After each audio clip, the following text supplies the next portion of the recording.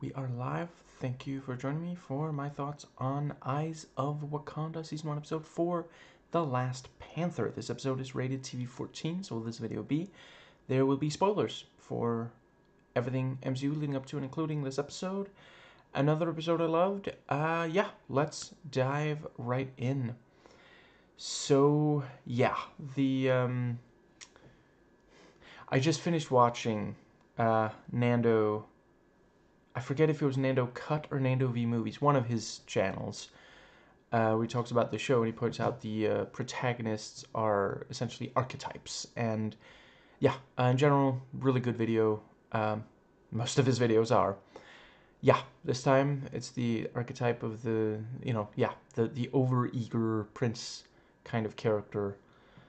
It's very reminiscent of, for example, the first Sands of Times game, which frustratingly I have to call the first, Prince of Persia Sands of Time game, because the trilogy is also known as the Sands of Time, and the Sands of Time are known as the Sands of Time, and we're going to move on, because I did this already in another video.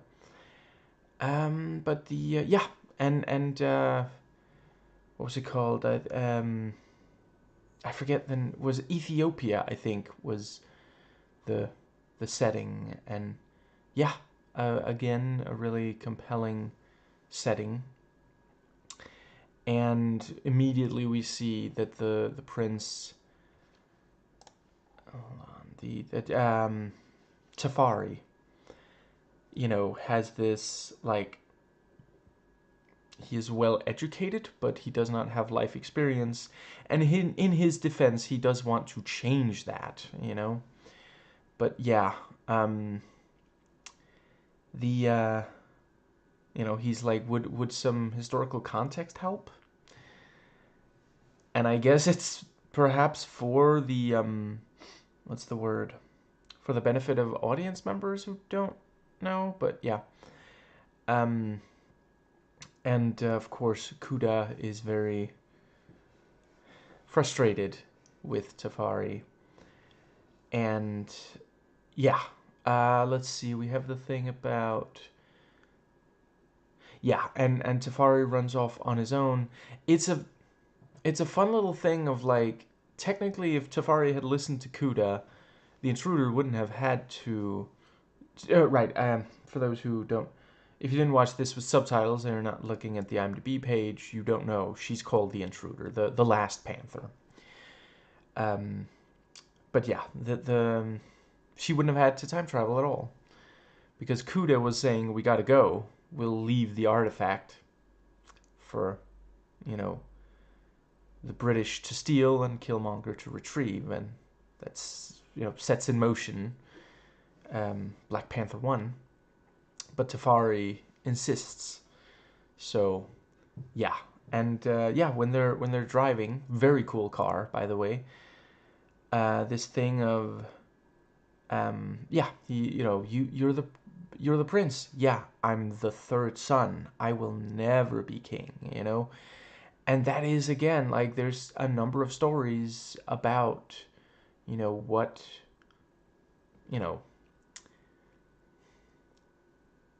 The Lion King, or if you want to go OG, Hamlet, pretty famous story about what can happen when multiple sons of the king and queen. And of course, every so often you'll have someone say, well, why didn't they just have one son?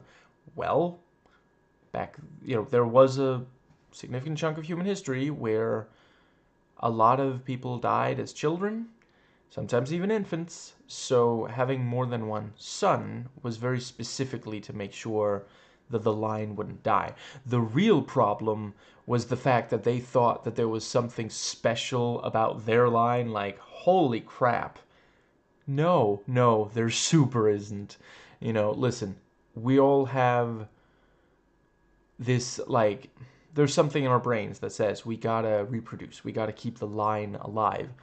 Sometimes you gotta be the bigger person and say, you know what, I'm okay. My line does not have to make it. But yeah, let's see. And they talk about, what is more important, making your mark on history or you know,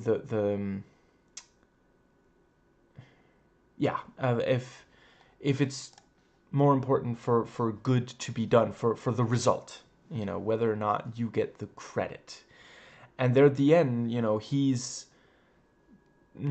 saying it's my fault that the mission failed, and he's accepting that he is not going to, you know, get credit for finding the axe, even though he technically did. Now, let's see. Yeah, so the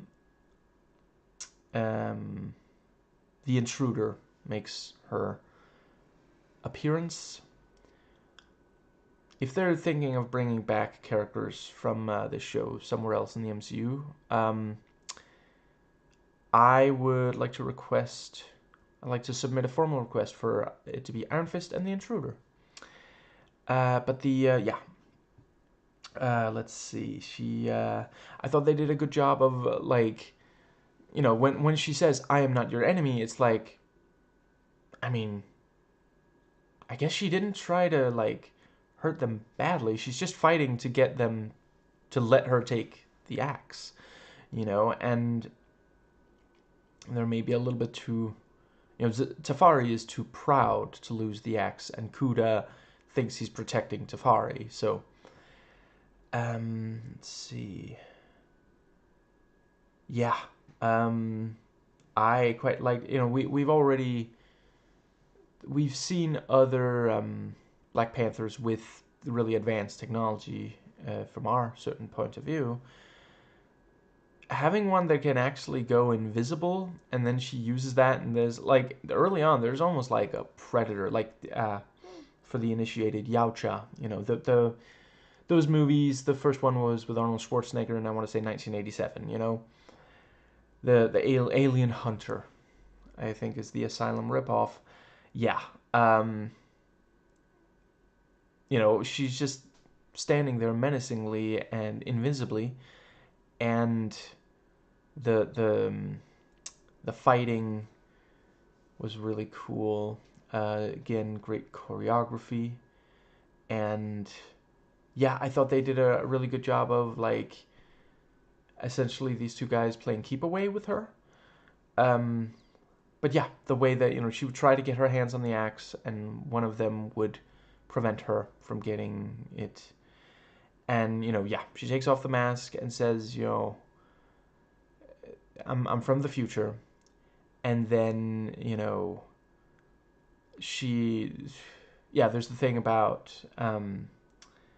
you know, the queen is pregnant with a girl this time, the fourth child. And, yeah, you know, at one point it's like, okay, I'll show you. You know, so she brings them into this thing of seeing, which is very clever because like we find out not very long after she's got this, what was it, quantum something or other to, those guys just put quantum in, actually, did they say quantum? Whatever. Put the word quantum in front of everything. But that was the thing she was using to find out when to travel to, and I guess also to travel to that place. So, you know, she's just bringing them into that thing. But yeah, you know, I forget if it was Tafari or Kuda, but one of them like looks around and says, "What is this?" And I'm thinking, Days of Future Past, ish. Yeah, I'm here for it. Turns out you don't need. You can make a really solid Days of Future Past, even without, you know, X-Men. I wouldn't have thought it before this, but here we are. And the part of the reason that I say specifically Days of Future Past rather than Terminator, which is, of course, you know. Well, let's see. I guess the comic history was the comic history did predate. No, wait. I'm thinking because like 1984. When was Wolverine introduced? Because Wolverine's part of that story. Anyway, yeah, the fact that near the end of the episode we see, you know, it's cutting back and forth, which was also wonderful, between fighting in the future and fighting in the present. You know, the tension in the present. Yeah, very very Days of Future Past ish. Anyway, let's see. I thought that yeah, you know, it's not the first time we've had time travel in the MCU, but I felt like this was different enough that it didn't feel like just a retread or something. Um, it was essentially a different story type. So, yes, we are gonna move on to the. But yeah, she. That's the thing about it, she's not gonna survive another trip. You know, besides which, the flux capacitor burned out, and she tries to grab the axe, but disappears back to yeah, and she has there's the thing about she wants to travel back again even though it would kill her, but she's going to what's the word crap she's going it was the thing about if they put their faith in my story, I should put faith in their ability, their willingness to do the right thing here. And Tafari's like, she's right. Mom's pregnant. Yeah, we were trying to keep it secret. We're a little worried that we're trying to talk the king out of a gender reveal party because, well, it might kill someone. But let's see, I think, yeah, so, some of the last chunk of the episode is just Tafari and Kuda going back to Ethiopia, planting it where he found it, and here his great memory is, really helping save the day. He's like, yeah, I remember exactly where it was, and he remembers the little code thing for finding. How much you want to bet the British just like smashed it or something to they were like, I think there's something inside. Well, smash it. Let's see. Colonization sucks, to put it extremely mildly. I think that does. So yeah, he puts it back there, and Kuda. I thought they were gonna have Kuda die, but ultimately Tafari is able to get him out of there. Let's see. I think yeah, and also the thing about making sacrifices for. He's like, this is what being a war dog means. Very strong. It's a trope, but it works. And yeah, I think that does pretty well cover. Right.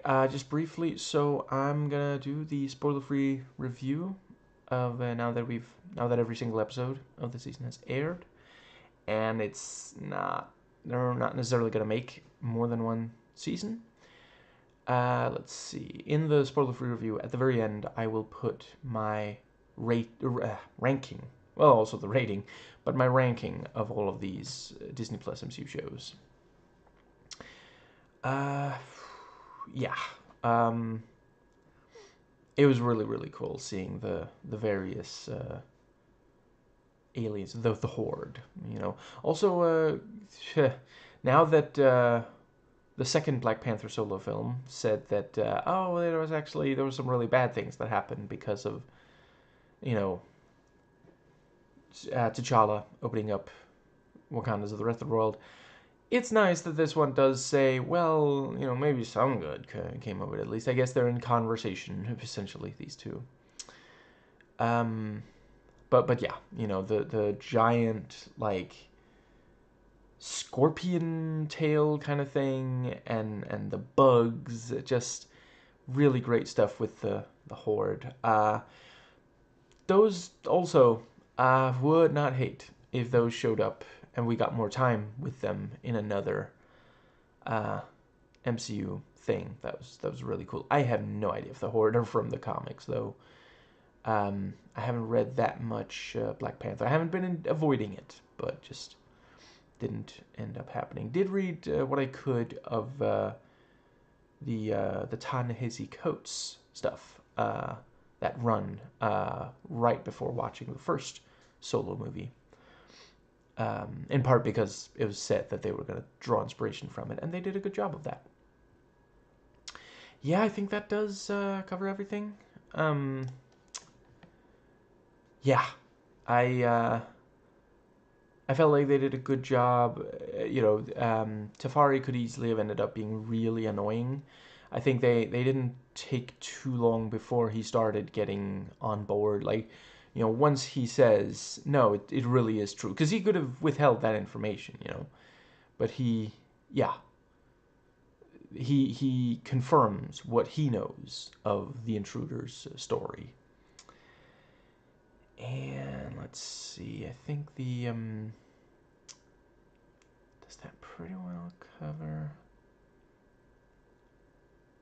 Yeah, the fact that, at the start of the episode, Tafari is the one who balks at the idea of returning home empty-handed, and later, Kuda is saying, well, we have it though. Why don't we just, you know, all it takes is for us to return to Wakanda rather than Ethiopia. And Tafari is like, no, Kuda, Ethiopia. We have to go back, Kuda. We have to go back.